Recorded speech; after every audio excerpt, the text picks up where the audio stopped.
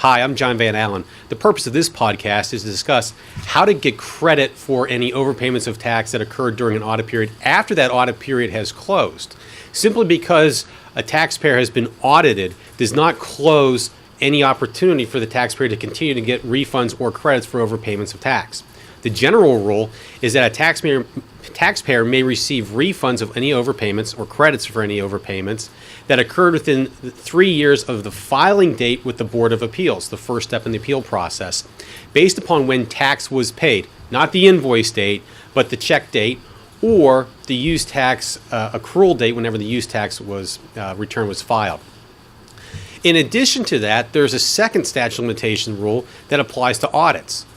If a taxpayer files for a refund or for credits within 6 months of the issuance of the assessment itself, not from the post-audit conference or any prior point during the audit period, but from the issuance of the assessment, a taxpayer may go back to the very beginning of the audit period and receive refunds or credits for any overpayments during that audit period, as well as all the way up to the filing date with the Board of Appeals. Therefore, just because you've signed off on an audit in the post-audit conference, it does not mean that you are precluded from filing additional claims with the Commonwealth for refunds.